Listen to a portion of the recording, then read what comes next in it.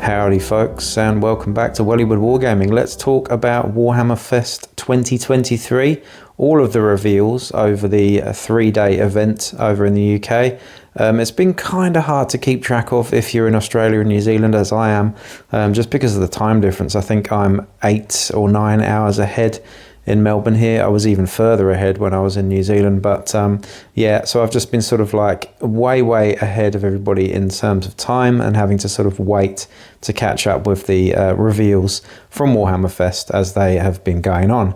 Anyway, without further ado, let's just look at all of the previews and all of the stuff that has been previewed and looked at and released at this event. There's some really cool shit here. And we've got, I think, 8 different game systems that have been explored.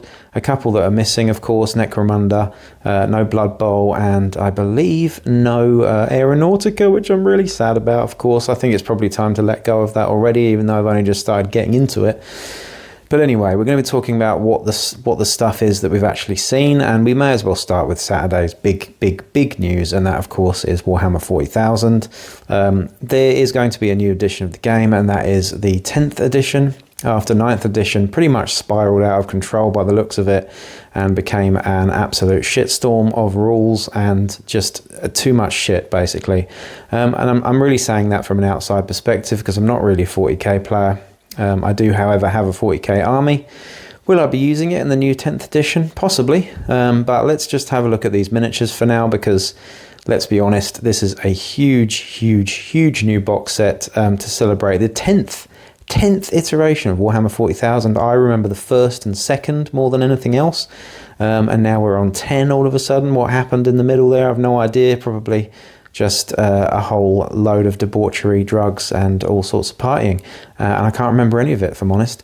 But now I'm here, and I'm back, and it's 10th edition. So let's have a look at it. We've got Space Marines, we've got Tyranids in this box set. It's huge. There are a shit ton of miniatures in here.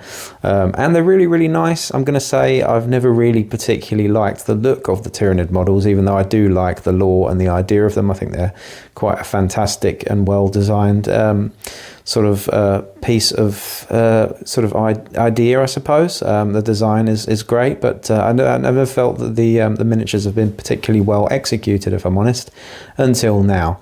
We've got some really good ones.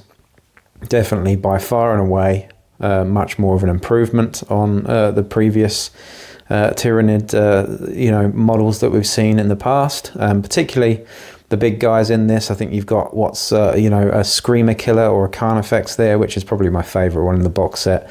But yeah, the whole thing looks fantastic. They've all got new names by the looks of things, and yeah, lots and lots of Tyranids. On the flip side of that, we've got, of course, loads and loads of Space Marines, and of course we've got the Sternguard Veterans, which look absolutely brilliant, if you ask me. We've got some Primaris, Primaris sort of armor mainly, but then we've got some sort of relic helmets from the old Space Marines like thrown in there as well, and it looks really cool that they've got all these sort of relic pieces of weaponry and armor on there as well. So I'll definitely be getting some of these for my sort of Badab forces at some point, I imagine, just to make them sort of look nice and old school. You've also got some sort of flamey Space Marine troops in there. A really nice looking sort of Phobos lieutenant in there, I believe, who's obviously been fighting Tyranids for quite a while until this force has arrived. And of course the main thing we want to talk about is the Terminators as well that we've got in this box set. So we've got a squad of Terminators there, which look fantastic too. We talked about those in the last video. But yeah, this Leviathan box is just massive. It is huge. I have no idea what the price point's going to be in Australia, but I imagine it's going to be about, I don't know, $700 or something stupid like that. It's certainly going to be a lot of money. We've got a big hardback book in there. We've got cards. We've got all sorts of stuff. I think it's probably the biggest 40k box that's ever been released before, and they just get bigger and bigger each time. So I'll be looking out on eBay for any of the sort of like cheaper sprues from some of this, perhaps, certainly for the Marine side of things anyway, as I grow my Minotaur's force. But that's really that for sort of Warhammer 40k. We're not going to talk too much more about that, but some really, really lovely miniatures in there. I did miss out the Psyker and the Captain there as well, but you can go on the Warhammer community website and have a look at the miniatures, the specific ones I'm talking about.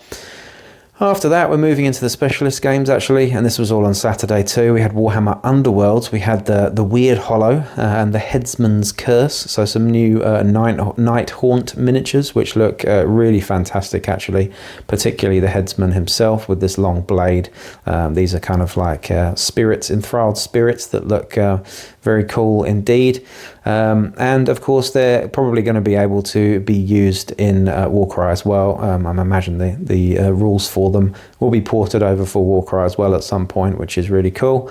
But again, you can go and see the models for these. I'll just put a few pictures in here as well so you can have a look. The next thing we've got, of course, is something I'm least familiar with, I suppose, which is the Middle-earth battle game here, and we've got one of the scenes from the Fellowship of the Ring where the hobbits are leaving the Shire and they're escaping one of the Nazgul. We've got a really cool collector's piece, and certainly what it says here is a painter's dream, so I'd agree with that actually, but I don't actually own any of these miniatures.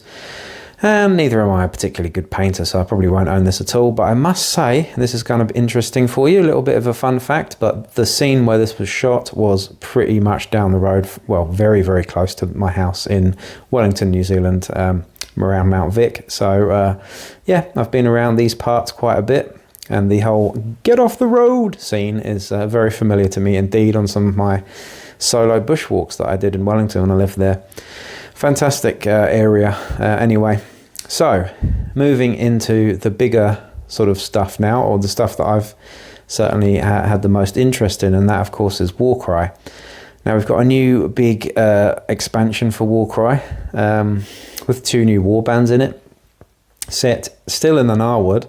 So kind of missing a trick here. No Slaneshi warband in here, which is a shame because we had a Khorne one in the last one. We had Nurgle, and we also had a Tzeentch warband as well with the Obelisk, Jade Obelisk, but no Slanesh warband. So those lovers of Slanesh, as like myself, will probably feel quite bereaved by this, and instead we've got Sigmarines that look actually pretty terrible, to be honest. If I'm honest, these particular ones, Stormcast Eternals, don't look great. There's something off with them. I'm not quite sure what it was, but they're nowhere near as nice as the ones that came in the actual Age of Sigmar box set, if you ask me.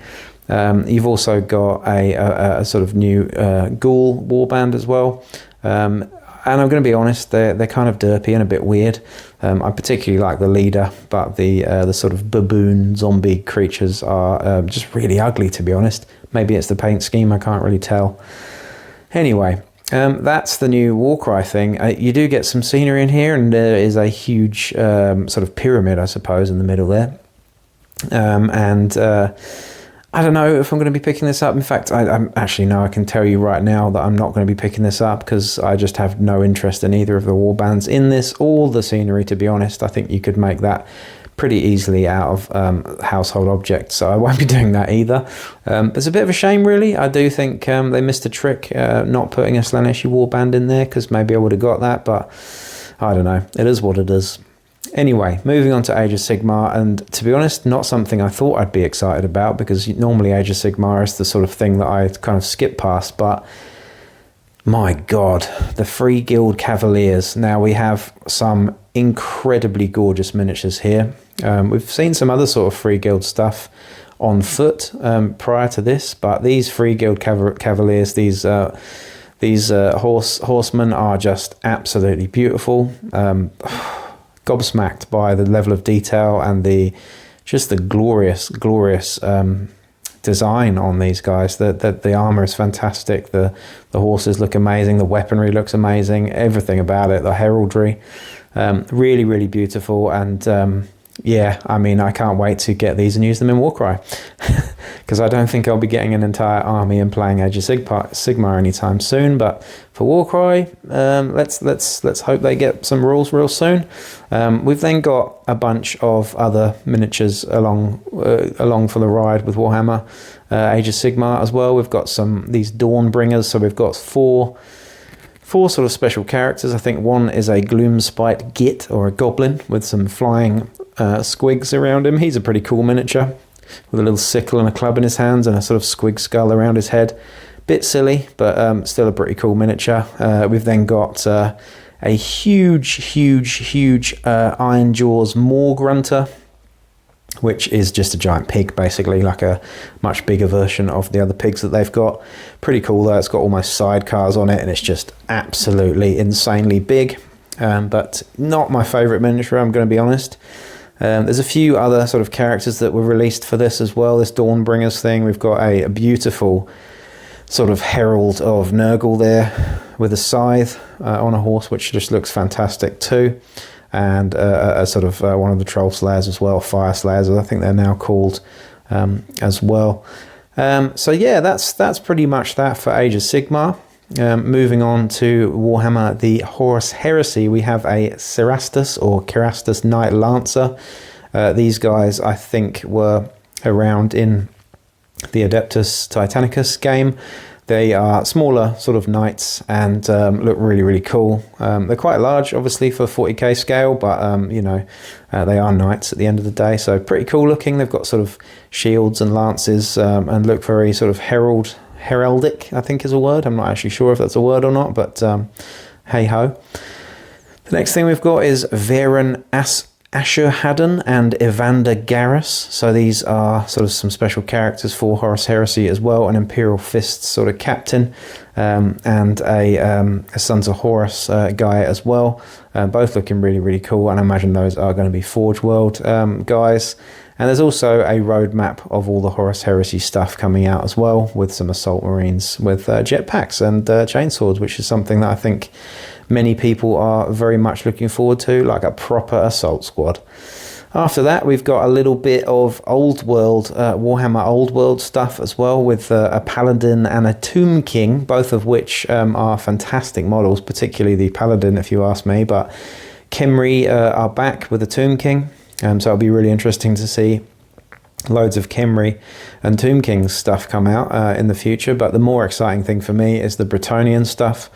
We've got a questing knight here who looks fantastic with his giant greatsword and his all sorts of flotsam and jetsam all over him, but just an awesome pose with the antlers on the helmet there as well.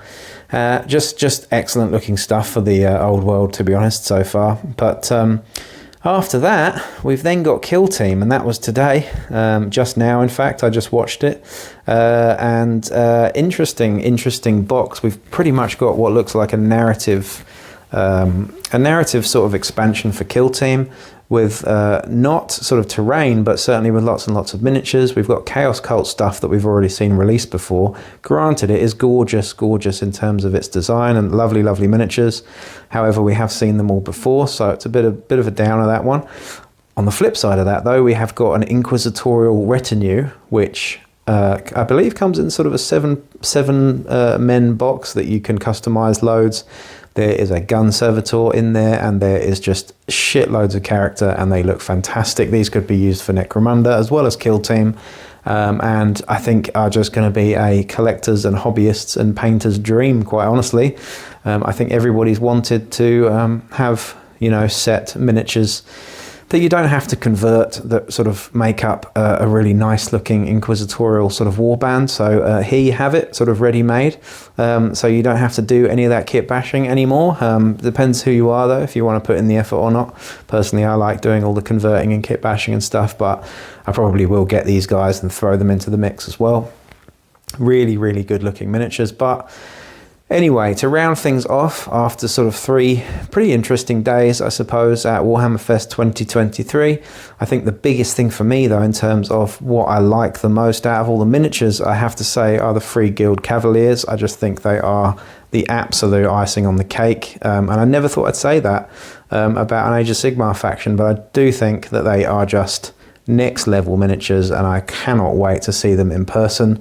I can just imagine them painted in a grimdark style. Actually, they already look good in an heavy metal style, and I don't even like heavy metal styles at all.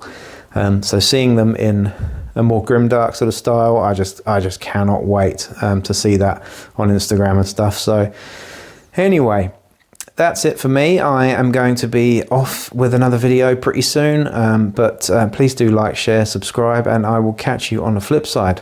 Peace out.